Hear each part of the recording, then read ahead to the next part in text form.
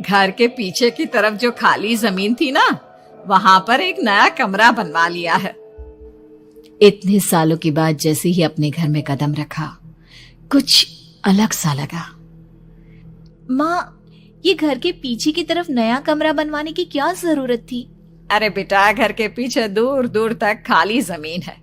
तेरे पापा को कई दिनों से लग रहा था कि यहाँ पर एक कमरा बनवा लेंगे तो ताजा हवा मिल जाया करेगी।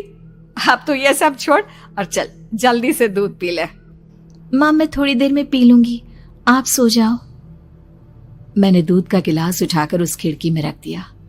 पता नहीं कब आंख लग गई। अचानक से खिड़की के पल्लों के खड़कने की तेज आवाज आई। दूध का गिलास धड़ाम से जमीन पर आ गिरा। जमीन पर गिरते ही दूध का रंग लाल हो चुका था। मैंने खिड़की से झांक कर बाहर देखा। चारों तरफ धूप अंधेरा था।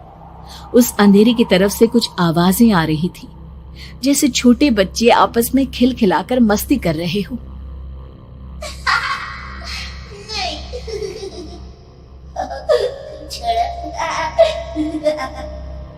इतनी रात को इतने घनघोर अंधेरे में बच्चों की आवाज कैसे आ रही है? घड़ी में वक्त देखा तो ठीक 12 बजे थे। देखकर मैं सन्न रह गई। बुरी आत्माओं और भूतों की कई कहानियां मैं सुन चुकी थी। वक्त भी कुछ ऐसा ही था। ऊपर से मैं प्रेग्नेंट। सुना था कि ऐसे वक्त में अक्सर बुरी आत्माएं औरतों का पीछा करती है, तो क्या मेरे पीछे भी?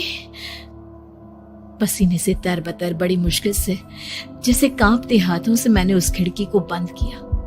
जल्दी से जल्दी उस कमरे से बाहर निकलकर माँ के पास जाने के बारे में सोचा, लेकिन जैसे ही दरवाजे की तरफ पलटी, लगा कोई साया हवा की स्पीड से दरवाजे के सामने से गुजर गया।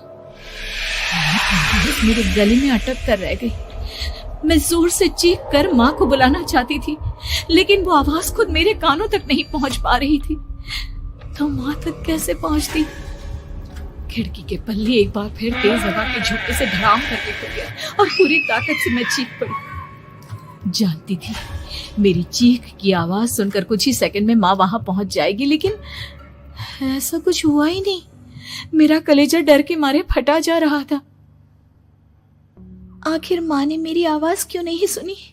इतनी गहरी नींद में तो माँ कभी नहीं सोती। ठीक पीछे खुली हुई वो खिड़की। मुझ में इतनी ताकत नहीं बची थी कि मैं पलटकर उस तरफ देख भी सकूं। हवा का एक सनसनाता हुआ झोंका उसी वक्त मेरे कानों से आकर टकराया। लगा जैसे किसी ने दबी हुई आवाज में धीरे से मुझसे कहा, चली जाओ यहाँ से। मैंने दोनों हाथ अपने कानों पर रख लिए और एक बार फिर ताकत लगाकर जोर से चीखने की कोशिश की। माँ! पापा! मेरी आवाज उस कमरे की दीवारों से टकराकर वापस मुझे ही सुनाई दे रही थी।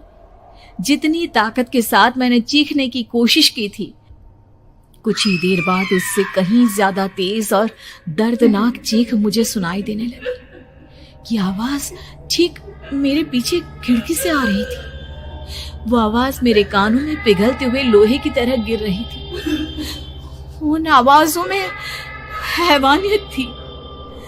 वो आवाजें किसी इंसान की नहीं है, इतना मैं समझ चुकी थी। कांप रहे हाथों से मैंने अंधेरे में कुछ ढूंढने की कोशिश की। तभी अचानक मेरा हाथ बेड पर रखी टॉर्च पर पड़ा। किसी तरह ताकत लगाकर टॉर्च का बटन ऑन किया, लेकिन ये क्या? सामने दरवाजे पर 3 छोटी लड़कियां खड़ी हुई थी। उनके हाथ में स्टील के चमचमाते हुए चाकू थे।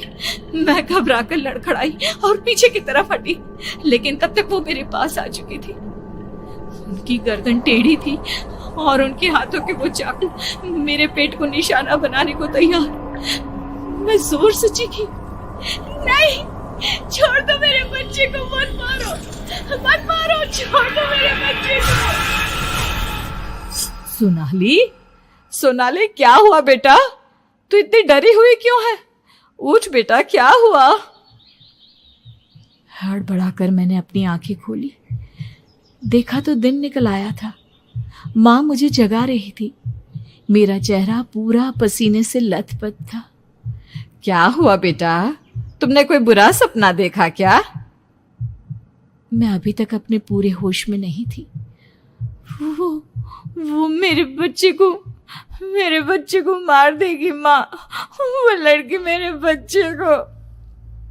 मैंने घबराकर अपने पेट को छुआ। सब कुछ ठीक था। और वो दूध जो रात को यहाँ पर गिर गया था, उसका रंग लाल हो गया था। माँ ने हंसते हुए दूध का गिलास मुझे दिखाया। तुमने दूध पिया ही नहीं, पूरा का पूरा ऐसे ही रखा हुआ है। तुमसे कहा था ना सोनाली, सेहत के लिए लापरवाही ठीक नहीं बेटा। लेकिन मैंने तो सब कुछ अपनी खुली आंखों से देखा था। ये सपना कैसे हो सकता है?